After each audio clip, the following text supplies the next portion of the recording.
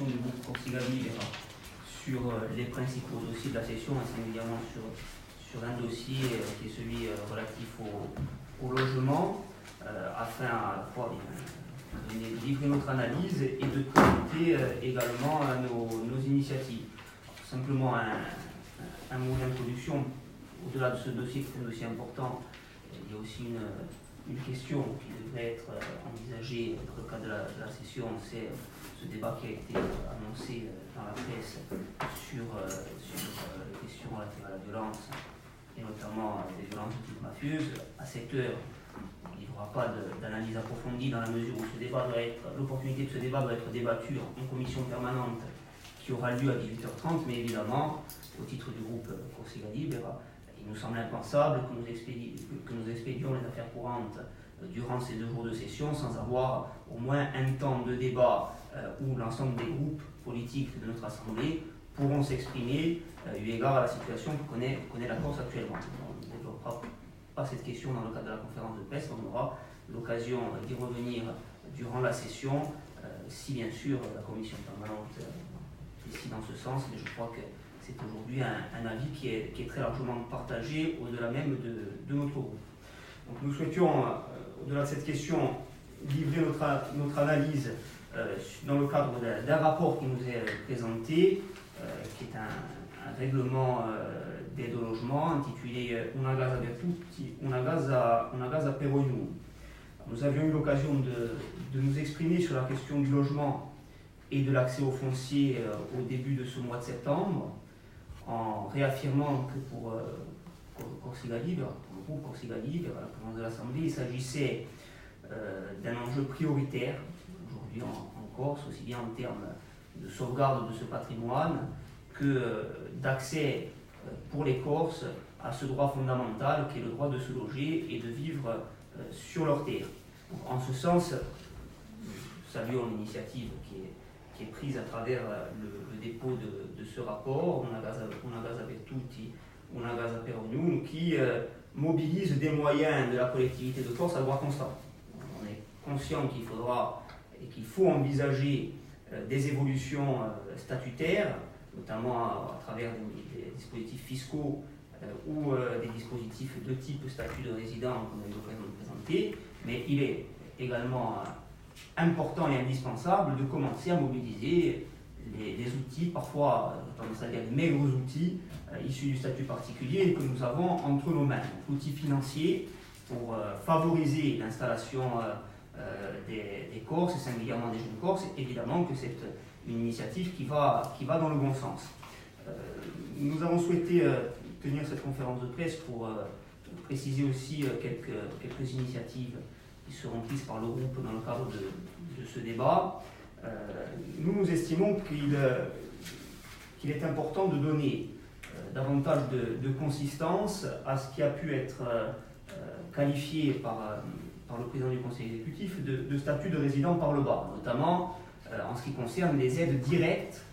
attribuées aux Corses par la collectivité. Pour schématiser, dans ce rapport, vous avez des aides aux communes pour mener des politiques en faveur du logement, et il y a des aides qui sont dirigées directement à l'égard des citoyens, à l'égard des Corses. Nous croyons que pour préciser la cible qui doit être la nôtre dans le cadre de cette action, dans le cadre de ce rapport, il faut préciser la définition des ayants droit, des personnes qui vont être attributaires de l'aide. Et selon nous, les personnes qui ont vocation à être attributaires de ces aides, ce sont les hommes et les femmes qui vivent et qui font vivre ce pays. Et donc, de façon assez mécanique, on revient dans le cadre de ce rapport et de cette problématique, comme dans un cadre plus général, à une notion qui est une notion de résidence. On a d'ailleurs eu un échange à ce sujet, pas sur ce rapport, mais sur un autre sujet, sur la taxation sur les résidences secondaires, avec d'autres groupes de cette Assemblée. Et il paraît manifeste que cette notion est une notion centrale si l'on veut favoriser les personnes qui sont, pour nous, issues du peuple corse, mais en tout cas, pour prendre une notion plus neutre, plus juridique, les personnes qui résident sur cette terre. Et donc, nous avons choisi, dans le cadre de ce rapport, de déposer un amendement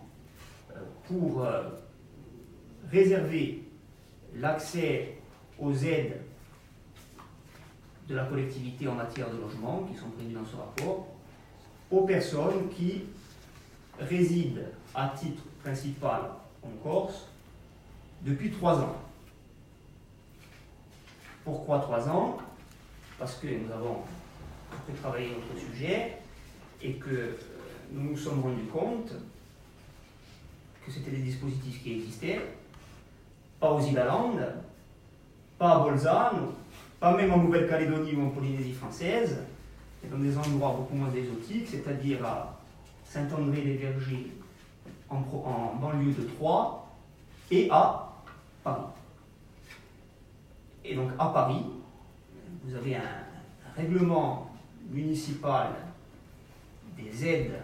sociales facultatives, la notion est importante, si vous voulez, on y reviendra,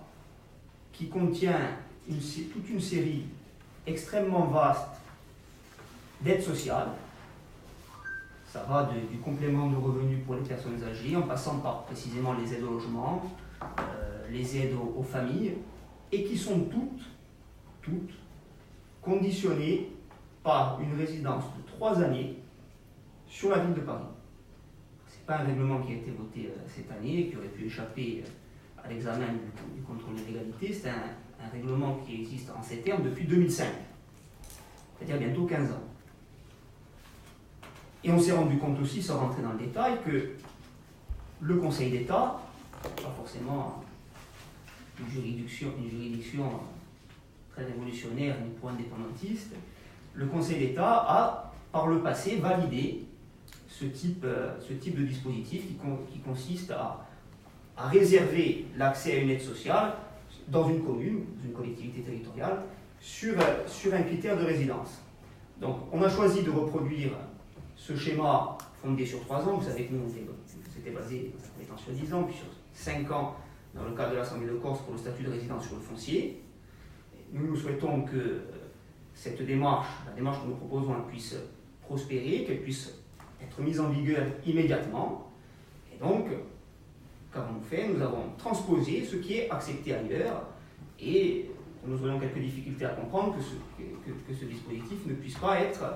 transposé en Corse. Donc ça nous semble être une mesure qui est une mesure importante, je disais, pour préciser la cible, les hommes et les femmes qui vivent et travaillent sur cette terre,